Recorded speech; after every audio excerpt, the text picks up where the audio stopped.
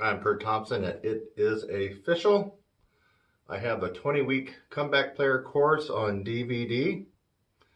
And as you can see, there are 5 DVDs. Quality is good. The resolution is good. I've double checked these on. I actually had to go out and buy a DVD player. If you watched one of my videos a couple of weeks ago, now we're talking about almost May 2018. I'm bringing back the DVD service to some of my courses, and I mentioned that I didn't even have a DVD. Well, I actually had to go out and buy a DVD because a student of mine that actually got the DVD service, when they got the DVDs in, this was for the lead trumpet course, they said, "Oh, it doesn't work." And I said, "What do you mean it doesn't work?" They said, "Well, I put the DVD in and it won't play." I said, "I'm pretty sure it works," but I didn't have a DVD player to check it out. I bought my first DVD player in 15 years. I went to Walmart. Would you believe it's 29 bucks? 29 bucks for a decent DVD player. I got it, I hooked it up, and I put the lead trumpet course in just to see if it works, and it works. So, of course, I called my student back. I said, "Well, do you happen to have, this guy's a little bit older," and I thought maybe he might have bought his DVD player during the Reagan years or something. It turns out he did buy, it was not a new one, but it turns out it's a Blu-ray player. So if you're getting these and you're trying to play them on a Blu-ray, I don't think it works, right? And so he's taking my advice and he's going out to Walmart and is going to spend the whopping $29 to get himself a brand new DVD player. It's just a little no frills kind of thing, but the resolution is good. So these work. They look good, even on my big screen. I look bigger than real life. So it's the resolution is great. The sound quality is good. So, okay, I'm sending these out to my first person that will receive the first batch of Comeback Player DVDs ever. These have not been on DVD ever. So this is the first pressing. These will go out to a student who recently got the course. And I actually have a promo going on Facebook with the Comeback Player course. And someone said, "Well, I don't have the tuition to pay for all of it." And it is several $100s. They said, "Could you just send me a DVD once a week or once every couple of weeks?" And my knee-jerk reaction was, "Oh, man, that means I got to go to the post office and stand in line and, with just one DVD?" But I thought to myself, okay, if someone wants to, buy me a cup of coffee and pay me to do that, if they really want to do that, I'll do that. So that's not up and running yet on my website. But for those of you, and I can understand, you need to be skeptical. When it comes to these kinds of courses, you need to pull out your most skeptical brain and you need to go through everything with a fine-tooth comb. And so for people that are very skeptical and they don't want to buy the whole kit and caboodle and they want to get one DVD and just have me send it to them so they can hold it in their hand and they can put it in their player and they can try it out. What I might do is, now this you're looking at the whole 5-month course here, 5 months right there, that's 20 weeks. What I might do, and it will take me a lot of extra work, is break these down into maybe bi-weekly segments. So each DVD might contain 2 weeks. 20 of these would be just ridiculous. I'm not going to do that for anybody. But I might consider breaking these down into 2 weeks per DVD, and then I could send them out to you that way. Now, you're going to pay me to go stand in line at the post office. I'm not lying about that one. You will pay me to do that. But if you want to do that, you're skeptical and you don't want to, put all your chips in on the whole course for whatever reason, or maybe you're on a fixed income. Some of the comeback players that I've got in the course, they wanted to start right away. This was years ago. They couldn't because they were on a fixed income and they had to kind of scrimp and save just to come up with the extra several $100s. So anyway, I got a couple of, I got the wheels turning in my brain for helping people out to get involved. I guess the first thing that I will do is I will make a weekly version of this download. Even though I know a lot of you comeback players that are above 70 don't really care to mess around with the downloads, it's okay. I'm going to go ahead and make one anyway, which means you can get this on a weekly download, and it's going to be very affordable. After that, I will consider breaking all these up into many DVDs where you could get one sent to you every 2 weeks. That's in the works. So I'm excited about this. So I'm sending this out to a new student of mine. And by the way, he's actually got a distinction. The guy that's going to be getting these is in second place to Bob. Now, most of you know Bob because I just put up his video. Bob, held first place for my oldest student, my oldest comeback player student. He was 88 years old back in 2010 or 2011. I just put up his video. It's pretty recent now. I thought he had passed away because he took lessons from me off and on through the 2010s up until about 2017. Last year, he didn't answer any of my emails at all. And then he didn't answer one at the beginning of this year. I assumed that maybe he might have just passed away because he's 95 or 96. I found out from another former student of mine who actually was in a band with him called the Lamplighters. I believe that's the name of it, the Lamplighters Big Band, that he actually is still alive, but he's in hospice and he doesn't have long to live. And this was last week. They said he only had a week to live to maybe 10 days. So anyway, it's kind of sad. But Bob lived a very fulfilling and long, healthy life.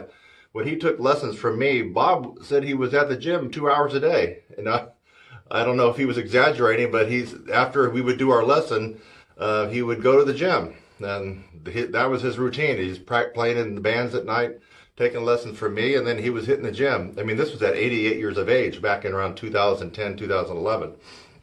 So anyway, the reason I brought all that up is the guy that's going to be getting this holds the distinction of being in second place. He's 86 years old right now. He will be 87 later this year, and he's getting my first pressing of the Comeback Player course on DVD. So I admire these guys that are in their mid-80s and beyond, starting something brand new. That shows me that they really think about life as being the glass half full, and they have a lot of optimism for the future. So I'm happy when I get someone at that age that's wanting to embark on something brand new like this. So anyway, just thought I'd let you be aware that it is now on DVD in this format, and I'm considering breaking it up into a bi-weekly, every 2 week kind of thing where you would get one. I'd have to redo the DVDs to do that. So I'm Kurt Thompson, and I want you to be skeptical. Skeptical, what's the first thing you should do if you're thinking about trying to get advice for being a comeback player? Actually, for anything really, but the first thing you need to look at is a student who has more than a couple years of experience. So if you're going down to your high school or your local community college, and the band director recommends Brett or Brad or Jim or whoever, and that person's a senior at such and such university, you have to ask yourself, how many years experience does little Jimmy have? He doesn't have any experience to teach you, or really to teach anybody except someone that's young, like a beginner or intermediate. These people, they might play well, but they don't have any experience. So be skeptical. Make sure, especially if you're a comeback player, make sure that the guy or gal that you get to help you out has been around the block. And I'd say at least a good 15 or 20 years around the block. There's many things that I did when I started teaching when I was 18. And there's many things that I did that were wrong, and I gave some bad advice, even though I was a great player. But when I was working even with junior high kids, when I was 18, I mean, how many years of experience did I have when I was 18? Teaching. I had 0 years of experience. I mean, I had some good playing experience by that time, and I was a very good player. But how many years had I been teaching? Like, none. I started teaching when I was a freshman at Austin Peay State University way back when. And I didn't have any years of teaching experience. And those first couple of years, I'm sure I wasn't very effective as a teacher. So if you're a comeback player and you're skeptical, that's one. Number two, the second thing that you might have a knee-jerk reaction to go right to would be your university professor or your local college professor, community college professor, teacher, whatever. No, that might seem logical, but think about it. Those people mainly work with kids. They work with older kids, like high school kids and kids coming into college. They spent their whole career working with 17, 18, 19, 20, 21, 22-year-olds. And some of them a little bit older, if they're like 25 or 26-year-olds getting their master's. They don't have any experience teaching you. Their whole agenda, their whole workday, being a trumpet professor, is dealing basically with kids. They don't have experience working with someone who's 75 years of age or someone who's 60 years of age. So although that might seem like a logical choice, I'm just giving you free advice right now. don't go to your local university or college thinking that those guys are going to help you. They're going to give you the tried and true regimen that they give their 18-year-olds and their 20-year-olds. And that's not going to necessarily be helpful for you as a comeback player who hasn't been playing. Now, if you've been playing for about 5 years and you're not really a comeback player, you might have bumped up to maybe an intermediate level, then those guys, those trumpet professors probably could help you. But if you haven't touched the horn in a long time, some of the logical things that you're thinking of are actually bad choices. So a local trumpet or trombone professor or French horn, not professor, but student, that's the first thing I mentioned. That would be a wrong choice because they don't have any experience. And then moving on to like your local tuba instructor or your local French horn instructor at the college or university, that's also a wrong choice because they spend their whole career and their whole day working with kids. Teens and early 20-somethings, So you need to find the person that has a lot of experience teaching people like you, people who haven't touched the horn. That's number one. Number two, you need to find the person that teaches that way that has a lot of student reviews. A lot of student reviews. Not a lot of peer reviews. So, for example, if you were to call up Wayne Bergeron, he's got 1 million people that love him and that are high celebrity trumpet players, but does he know about teaching? He really doesn't know jack about teaching. He spent his whole lifetime playing, and he's one of the best players. He is not one of the best teachers. So you need to stay away from celebrity trumpet players and trombone players. Dale Clevenger, many of you might not like to hear me say this. He's an amazing player. He's not as good as Dennis Brain, in my opinion. But I think he's a great player. I don't think he's the most wonderful teacher in the world for French horn. So if you're a French horn coming back, he would not be my first choice. You need to get someone who has spent their career working with comeback players, and he definitely has not. So I'm just giving you some ideas to really make yourself think and be skeptical. So you find the instructor who has the experience, who's been around the block, and they have to have student reviews, not peer reviews. Because the peer reviews could be their friend, could be somebody that they played with before, somebody that maybe even that they taught. We're talking about a French horn, like a French horn player that Dale Clevenger knows is also kind of highly recognizable. And he might say, hey, Dale's a great teacher, he's an awesome guy. Well, that doesn't count. We want to hear from the students who have taken lessons from him and who can kick serious butt. That's what you're looking for. So when you're looking for a teacher, comeback players, you look for the teacher that has a stack of students actually you prefer video reviews, because in the day of the internet right now, you can fake a lot of written testimonials, can't you? You can fake those. I could write out 50 right now and throw them all over my website. Make them all up and make it look like I had a gazillion students and they're saying all this kind of stuff. That could all be fluff, and it could be just all fake. But if you have an instructor who has students, and they're talking about that instructor's course, and they're saying a lot of stuff, they're corroborating it, and they even play a little bit, that is the instructor that you want. So I'm giving you free advice on how to pick the instructor to help you.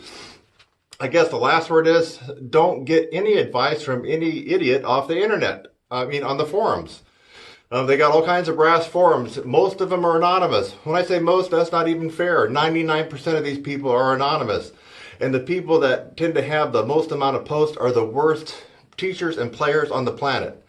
But they get the most credibility on the forum because they have a lot of posts. So people think that might be an authority. Nothing could be further from the truth. If you have 1,000 or 3,000 or 5,000 posts next to your name on a forum, that's 1,000 times you haven't played a performance. That's 1,000 kids you haven't taught. That's 1,000 things you haven't done on your horn, but get on there and type away on the computer on that forum. So the last word is stay away from the forum if you want real advice. And the other thing is, these people on the forums also pat each other on the back. So you got someone who can't really play or teach, and you got another person who can't play or teach, but they'll say, oh, this guy's been on the forum for 8 years, and we know he's really good. They don't know jack, you know what, because most of these people are anonymous. You don't know who they are. And the ones you find out who are not anonymous on the forums, they are the most intermediate and average players. Really, and they don't even have any business teaching, and you can't even get any corroboration. Look for their students. Ask them for the list of students and how they play and what they recommended about that teacher. I've already done my homework on the forums. You won't find hardly anything at all for most of these people that are on the forums acting as though they're an authority on that instrument. You just won't find it. They don't have the testimonials from students. That's the last word. If you get on the forums, have a fun time, but know that when you're on there all that time, and the people that you're seeking advice from that are on there all the time, what are they not doing? They're not practicing their horn. What are they not doing? They're not teaching students. What are they not doing? They're not out there gigging and performing. What are they doing? They're sitting with their drawers down to their ankles, ticking away at the keyboard and wasting time, and they don't know what they're talking about, and they're giving you spurious bad advice. I'm Kurt Thompson. You heard it here, direct, frank, real, and they call me the Donald Trump of trumpet, baby. Kurt Thompson, TrumpetSizzle.com. Go get you some.